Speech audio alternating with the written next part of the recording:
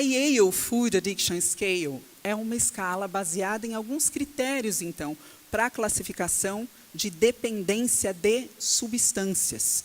Então, quando eu falo adição à comida, eu considero que a comida está dentro destas substâncias que teriam este potencial de tornar uma pessoa adicta. E o que essa escala avalia? Ela avalia especialmente o sofrimento clinicamente significativo e, juntamente a isso, esse sofrimento, né, pelo excesso de ingestão de determinados alimentos e as construções adicionais de dependência ou relacionadas ao vício, né, como tolerância e abstinência. O que seria tolerância? Eu preciso de cada vez mais da mesma substância para sentir o mesmo efeito. Né? E abstinência, eu mesmo não querendo, sabendo os malefícios daquilo, permaneço sem conseguir me afastar daquilo. É tenso a gente falar sobre isso e falar de comida, né? Quando eu falo essa pessoa tem dependência de comida, de quem eu estou falando? De todos nós. Nós dependemos de comida para viver. Se alimentar é um ato fisiológico. E nós dependemos de comida, assim como dependemos de ar. Então, é muito complexo trazer uma classificação de dependência à comida e falar, bom, agora estes daqui são dependentes. A escala, a mais atual, escala que foi reestruturada e reavaliada, foi publicada, então, em 2017. E ela traz perguntas que eu traduzi para vocês, na verdade não fui eu, foram os pesquisadores.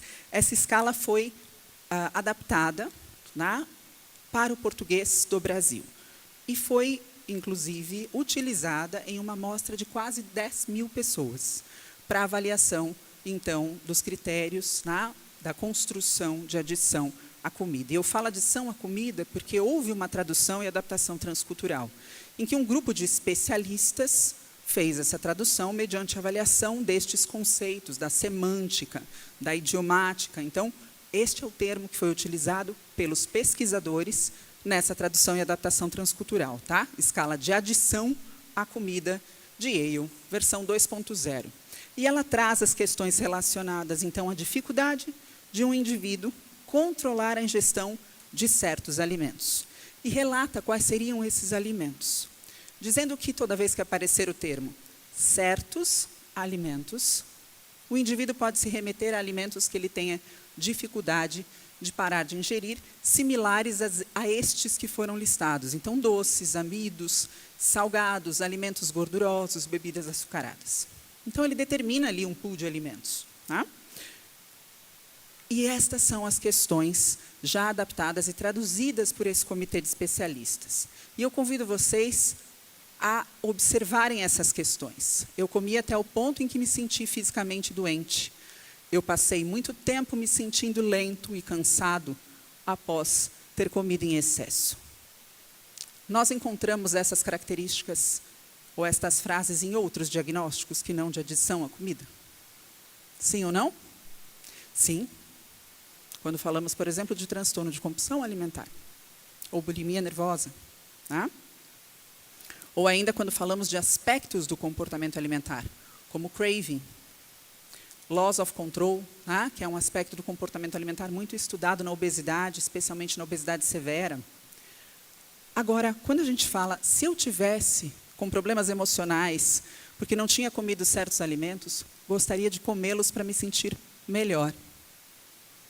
Quem já comeu para se sentir melhor, por favor e honestamente, levante a mão. Seríamos nós adictos à comida, né? Então, para pensarmos a respeito.